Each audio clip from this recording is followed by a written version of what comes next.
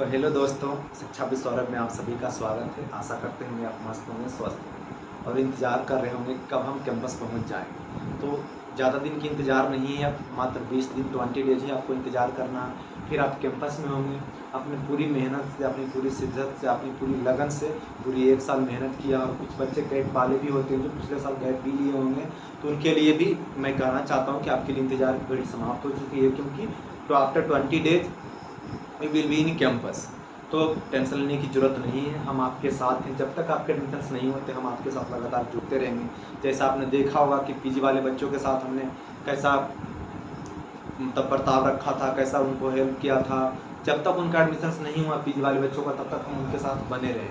आपके साथ भी हम बने रहेंगे जब तक आपका एडमिशन्स नहीं होगा। आपके साथ हमारा ज़्यादा जुड़ा होगा, क्योंकि हम भी यूजी में ही हैं, इंटीग्रेटेड कोर्सेज में ही 3rd ईयर में।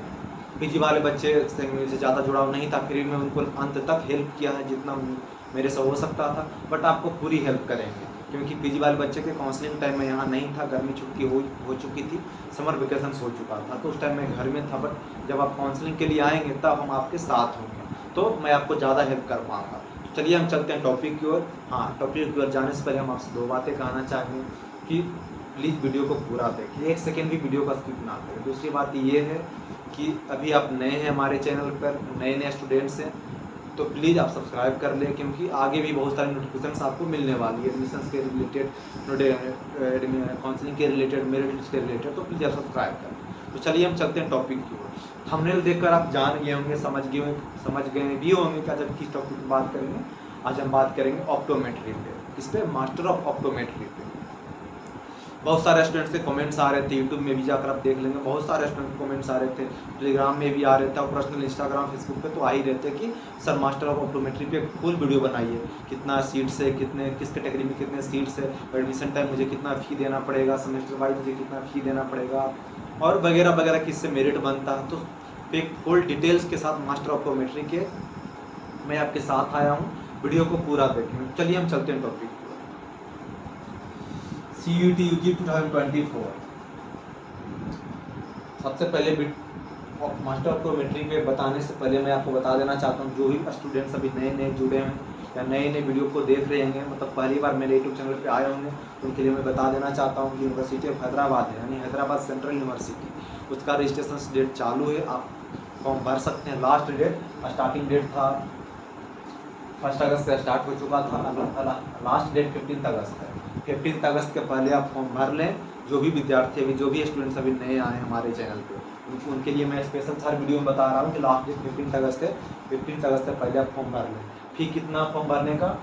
जनरल के लिए 300 है, OBC और EWS के लिए 200 है, और SC ST PWD के लिए 125 है ये फ़ी है। और मैं एक इम्पोर्टेंट जानकारी आपको देना चाहता हूँ, शायद आपको ये जानकारी कोई भी नहीं दे पाया होगा, क्योंकि बहुत सारे स्टूडेंट्स के मन में कन्फ्यूजन से, क्या सर हम जैसे हम बहुत सारे स्टूडेंट्स होते हैं, केमिस्ट्री में भी फॉर्म भरना चाहते हैं, फिजिक्स में भी फॉर्म भरना चाहते हैं, बायो में भी भरना चाहते हैं, और मैथमेटिक्स में भी भरना चाहते हैं। तो क्या हर सब्जेक्ट्स के लिए आपको अलग अलग एक्स्ट्रा फी देना पड़ेगा? बिल्कुल ऐसा नहीं, आपको एक्स्ट्रा फी नहीं देना पड़ेगा। मैंने आपको लिख दिया, extra subjects apply, no charges.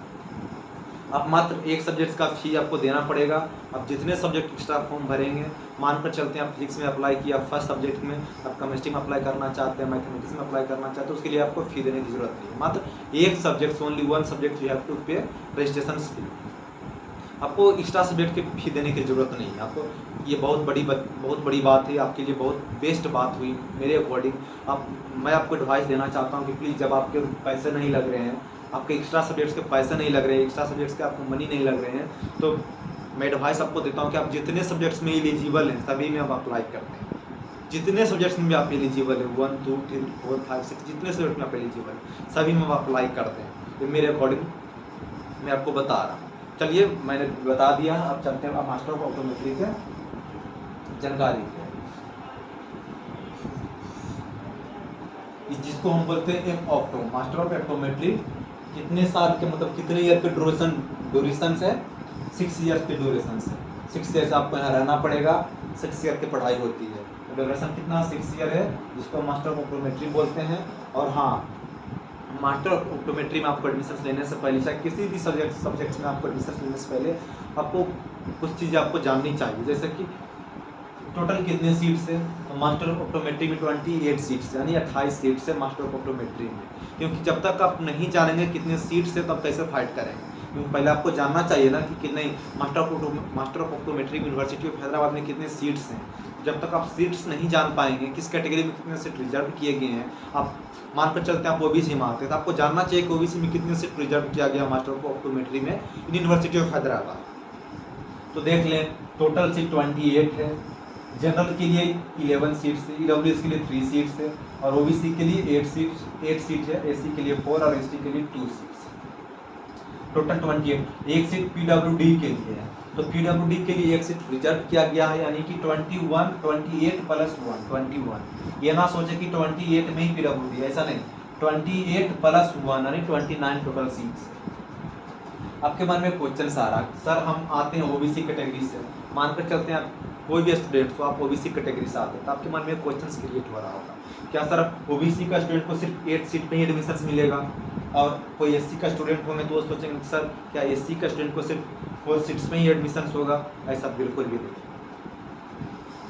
EWS, OBC, SC, ST जितने भी रिजर्वेशन कैटेगरी का स्टूडेंट्स है सभी को एडमिशन लेने का मौका जनरल में मिलता है, यानी कि जितने भी टॉप बच्चे होंगे चाहे ओबीसी के होंगे, एससी के होंगे, एसटी के होंगे, सभी का एडमिशन जनरल से हो सकता है। मानकर चलते एग्जांपल के लिए ओबीसी का 8 बच्चा है वो टॉप 8 में आ जाता है। टॉप 8 मतलब top rank 1, rank 2, rank 3, rank 4, rank 5, rank 6, rank से 7, रैंक 8 तक टॉप बच्चा ओबीसी का आ जाते हैं। तो जो ओबीसी के बच्चे होंगे टॉप रैंक 8 में आए हैं तो उनको एडमिशन जनरल से हो जाएगा। जब उनका एडमिशन जनरल से हो जाएगा तो जो ओबीसी का बच्चा 8 बच्चा को ओबीसी वाले को 8 जनरल से एडमिशन हो गया तो यहाँ 8 सीट वैकेंट हो जाएगा। क्यों वैकेंट हुआ, क्योंकि जो 8 सीट का ओबीसी का स्टूडेंट का 8 सीट रिजर्व कैटेगरी के लिए उनका एडमिशन जनरल में हो गया क्योंकि टॉप रैंक में थे। तो जो यहाँ वैकेंट सीट हुआ 8 सीट के लिए उसमें ओबीसी बच्चा का ही एडमिशन होगा, दूसरे कैटेगरी वाले बच्चे का नहीं। सेम कैटेगरी एससी के देख लेते हैं, तो एससी के बच्चे हैं टॉप 4 में आ जाते हैं, रैंक 5, रैंक 6, रैंक 7, रैंक 8 मान कर चलते हैं कि टॉप 11 में बस आ जाना है। तो टॉप 11 में आ गए एससी के बच्चे तो एससी का जो 4 सीट है वो वैकेंट रह जाएगा यानी खाली हो जाएगा। तो जो सीट खाली होगा एससी के लिए उसमें एससी का बच्चा का ही एडमिशन होगा। तो मैंने आपको बता दिया कि कैसे एडमिशन होता है कैटेगरी वाइज। यह ना सोचे कि हम ओबीसी से आते हैं तो एससी से आते हैं तो हमको 8 सीट पे एडमिशन होगा, 4 सीट पे एडमिशन होगा। मैंने क्लियर कर दिया। चलिए हम आगे क्या, आपके मन में एक क्वेश्चन और आ रहा होगा, जब भी आप फॉर्म भरते हैं किसी भी यूनिवर्सिटी में तो पहले आपको क्या चेक करना होता है, पहले आपको एलिजिबिलिटी क्राइटेरिया चेक करना होता है कि आप एलिजिबल हैं या नहीं हैं। तो यूनिवर्सिटी ऑफ हैदराबाद के सभी कोर्सेज के लिए एक मोस्ट एलिजिबिलिटी क्राइटेरिया है 12th में आपके 60% मार्क्स होनी चाहिए। अगर आपके 12th में 60% मार्क्स नहीं है तो आप एलिजिबल नहीं। 12th में आपको 60% मार्क्स होना चाहिए फॉर यूनिवर्सिटी ऑफ हैदराबाद में एडमिशन लेने के लिए। सबसे बड़ी क्राइटेरिया ये है। फिर आप ऑप्टोमेट्री में एडमिशन लेना चाहते हैं, आप मास्टर ऑफ ऑप्टोमेट्री में एडमिशन लेना चाहते हैं तो आपको किस पेपर में क्वालिफाई करना था और किस पेपर से आपका मेरिट बनेगा यह भी आपको चेक करना था। तो मैं आपको बता देता हूँ, जो यूनिवर्सिटी ऑफ हैदराबाद में आपका मेरिट बनेगा उसके लिए 2 पेपर रखा गया, एक कोर पेपर रखा गया है, एक क्वालिफाइंग पेपर रखा गया। कोर पेपर किसे कहते हैं, कोर पेपर से आपका मेरिट बनेगा। क्या बनेगा, कोर पेपर से आपका मेरिट बनेगा और क्वालिफाइंग पेपर को मात्र आपको क्वालिफाई करना है। तो कोर पेपर में क्या आता है, फिजिक्स और केमिस्ट्री। अगर आपको मास्टर ऑफ ऑप्टोमेट्री में एडमिशन लेना है तो आपको फिजिक्स और केमिस्ट्री में अच्छे मार्क्स लाना है, इसी से आपका मेरिट बनेगा। मैंने लिख भी दिया कि फिजिक्स और केमिस्ट्री से आपका मेरिट लिस्ट बनेगा, फिजिक्स केमिस्ट्री में आपके अच्छे मार्क्स होना चाहिए। क्वालिफाइंग पेपर है, आपको इंग्लिश में क्वालिफाई करना है और मैथमेटिक्स और बायो दोनों में से किसी एक पेपर में भी आपको क्वालिफाई करना है। तो क्वालिफाइंग पेपर आपके लिए 2 है, एक इंग्लिश दूसरा मैथमेटिक्स या बायो, दोनों में से किसी एक में क्वालिफाई करना है और जो आपका मेरिट बनेगा फिजिक्स और केमिस्ट्री से। मैं क्लियर कर दिया हूँ। फिर अब आता हूँ सर कट ऑफ कितना जा सकता है, यानी कि सेफ स्कोर हमारे लिए क्या है। आपके मार्क्स 100 प्लस आ रहे हैं फिजिक्स केमिस्ट्री में दोनों ऐड करके, क्या बोल रहा हूँ, फिजिक्स और केमिस्ट्री में अगर ऐड करके 100 प्लस आपके मार्क्स आ रहे हैं तो प्लीज़ आप सेफ स्कोर में आपको अप्लाई करना चाहिए। कितना 100 प्लस आपके मार्क्स आ रहे हैं तो आपको अप्लाई करना चाहिए। मैंने एक चीज़ नोट करके लिखा, must be become for counselling, यानी कि 28 सीट्स हैं मास्टर ऑफ ऑप्टोमेट्री में, तो जितने सीट्स हैं उतने स्टूडेंट्स भी काउंसलिंग के लिए नहीं आते हैं। बिलीव मी, 28 सीट्स है ऑप्टोमेट्री में, तो जितने सीट्स ऑप्टोमेट्री में होते हैं उतने बच्चे भी काउंसलिंग के लिए नहीं आते हैं। इसलिए मैंने लिख दिया must be come for counselling. आपको काउंसलिंग के लिए आना ही आना, अगर मेरिट लिस्ट में आपका नाम आ गया है तो बिलीव मी आपको काउंसलिंग के लिए आना ही आना। जो नहीं आएंगे उनका तो एडमिशन ऐसे भी नहीं होगा, जो आएंगे 99% चांसेस होगा उनका एडमिशन हो सकता है। तो मैंने क्लियर कर दिया। फिर सबसे बड़ी बात ये, जब हम एडमिशन टाइम आएंगे तो हम मुझे कितना पैसा लेकर आना, कितना रुपये हमको साथ में लाना है, एडमिशन फ़ी मुझे कितना देना पड़ेगा। सबसे बड़ी क्वेश्चन ये है कि एडमिशन फ़ी कितना लगेगा। तो मैं आपको बता देता हूँ। पहले मैं टोटल क्लियर करके बता देना चाहता हूँ कि आपको इतना फ़ी क्यों लगेगा। तो ट्यूशन फ़ी आपको 15,285 रुपीज़ लगेगा। अदर फी पर सेमेस्टर आपको 7,260 लगेगा। फिर student union fund per annum 530 लगेगा, 530। फिर स्टूडेंट वेलफेयर फंड आपको 240 लगेगा पर एनम। मेडिकल फी पर एनम आपको 2,120 लगेगा। फिर आपको डिपॉजिट रिफंडेबल 3,520 रिफंडेबल है। जब आप एडमिशन कैंसिल कराकर जाएंगे आफ्टर कंप्लीटेड योर कोर्सेस, या आप एडमिशन के बाद किसी दूसरे यूनिवर्सिटी में एडमिशन ले रहे हैं, तो आपको ये पैसा और रिफंड में आपको दिया जाएगा। कितना? 3,520 ये आपके लिए रिफंडेबल है। तो टोटल आपको कितना देना पड़ेगा एडमिशन टाइम? टोटल फी आपको एडमिशन टाइम देना पड़ेगा 29,485। कितना? 29,485 रुपीज़ आपको एडमिशन टाइम देना पड़ेगा। इसमें इंक्लूडेड क्या है? फर्स्ट सेमेस्टर का फी आपका इसमें इंक्लूडेड है एडमिशन टाइम में, तो टेंशन ना लें। फर्स्ट सेमेस्टर का आपको पैसा देना नहीं पड़ेगा। तो अप्रोक्सीमेटली आपको घर से कितना लेकर आना, मान कर चलते हैं 29,485 रुपीज़ से आपको घर से लेकर 30,000 आप घर से ला सकते हैं। फिर यानी कि 30,000 आप घर से ला सकते हैं। फिर आपको टोटल फी मैंने बता दिया, आपको सेमेस्टर वाइज आपको कितना पे करना पड़ेगा। तो आपको ये फर्स्ट सेमेस्टर में इसमें पैसा इंक्लूडेड है। और सेकेंड सेमेस्टर में आपको कितना देना पड़ेगा? सेकेंड सेमेस्टर में आपको देना पड़ेगा 23,075 रुपीज़, 23,075 रुपीज़ आपको देना पड़ेगा। फिर उसके अगले सेमेस्टर में आपको कितना देना पड़ेगा? 3, 5, 7, 9 और 11 सेमेस्टर में आपको कितना देना पड़ेगा? 29,965 रुपीज़ देना पड़ेगा। और फिर 4 semester, 6 semester, 8 semester, 10 semester, 12 semester में आपको कितना देना पड़ेगा? 23,075 रुपीज़ देना पड़ेगा। आपके मन में क्वेश्चन आ रहे हैं, सर ऐसा क्यों कि कुछ सेमेस्टर में आपको 23,000 देना और कुछ सेमेस्टर में मुझे 29,000 देना, ऐसा इसलिए हो रहा है क्योंकि कुछ पैसा आपको यहाँ पर आपको देखना पड़ेगा। जो आपको यहाँ स्टूडेंट यूनियन फंड है, स्टूडेंट वेलफेयर फंड है, मेडिकल फ़ी है, अदर फी है, ये आपको पर एनम देना पड़ेगा। तो जो ईयरली आपको जुड़ रहा है, जो आपको हर एवरी ईयर देना पड़ रहा है, तो एक साल में आपको ये इंक्लूडेड, ये 6 महीना का फ़ी है, 1 साल का फ़ी है, यानी कि 6 मंथ का फ़ी है, 1 ईयर का फ़ी है, 6 मंथ का फ़ी है। तो आप इस तरह कंक्लूड कर सकते हैं 6 मंथ 1 ईयर। 1 ईयर में क्या होगा? 1 ईयर में आपको फिर से मेडिकल फी देना पड़ेगा, स्टूडेंट वेलफेयर फंड देना पड़ेगा, स्टूडेंट यूनियन फंड देना पड़ेगा। तो 1 ईयर में रिपीटेड होता है। 6 मंथ में आपको 23,000 देना, 1 ईयर में 29,000 देना, कुछ इस तरह। तो मैंने बता दिया है कि कितना फ़ी आपको लगेगा एडमिशन टाइम। और जो PH स्टूडेंट के लिए कितना एडमिशन टाइम फ़ी लगेगा? 6,410। कितना लगेगा? 6,410 रुपीज़ आपको देना पड़ेगा एडमिशन टाइम में। और ईयरली कितना देना पड़ेगा? 2,890। ये एडमिशन टाइम में आपको इतना देना पड़ेगा। ईयरली आपको कितना देना पड़ेगा? 2,890 आपको देना पड़ेगा। फिर SC/ST जो तेलंगाना का student, SC/ST Telangana students have to pay 6,410 and yearly pay 2,890। I have mostly clear your doubts. मुझे ऐसा लगता है कि मैंने आपका जितना भी डाउट्स हो सकता था मैंने सब आपके डाउट्स क्लियर कर दिया। आपके मन में अब कुछ भी डाउट्स नहीं रहना चाहिए। फिर भी डाउट्स रह जाते हैं क्योंकि आप भी स्टूडेंट्स हैं, स्टूडेंट्स के मन में अनेक डाउट्स होते हैं। अभी भी आपके मन में कुछ डाउट्स है तो आप कमेंट बॉक्स में पूछ सकते हैं। जनरली कमेंट्स बॉक्स चेक करना इम्पॉसिबल होता है क्योंकि बहुत सारे स्टूडेंट्स के कमेंट्स आते हैं, तो कमेंट्स बॉक्स में भी आप कर सकते हैं। बाकी चैनल के डिस्क्रिप्शन बॉक्स में टेलीग्राम का लिंक दिया गया है, टेलीग्राम पे भी आप फॉलो कर सकते हैं, क्योंकि मैं कुछ भी नोटिफिकेशन आपको देता हूँ, जब भी लाइव आता हूँ, लाइव सेशंस आता हूँ आपके डाउट्स क्लियर करने के लिए, तो सबसे पहले मैं टेलीग्राम पे शेयर करता हूँ। बाकी आप चैनल के डिस्क्रिप्शन बॉक्स में मेरा इंस्टाग्राम का लिंक दिया गया है, इंस्टाग्राम पे भी आप फॉलो कर सकते हैं और व्हाट्सअप पे भी फॉलो कर सकते हैं। और चैनल के डिस्क्रिप्शन बॉक्स में व्हाट्सअप लिंक दिया गया है। व्हाट्सअप लिंक सिर्फ पेड कोर्सेस और पेड काउंसलिंग के लिए, उस पर कुछ भी मैसेज करने की जरूरत नहीं है, क्योंकि वो ऐसा उसने सेट करके रखा है कि जो पेड काउंसलिंग वाले बच्चे होंगे, पेड कोर्सेज वाले बच्चे होंगे, उन्हीं के लिए बनाया गया है। हाँ, तो फिर मैं चलता हूँ काउंसलिंग पे।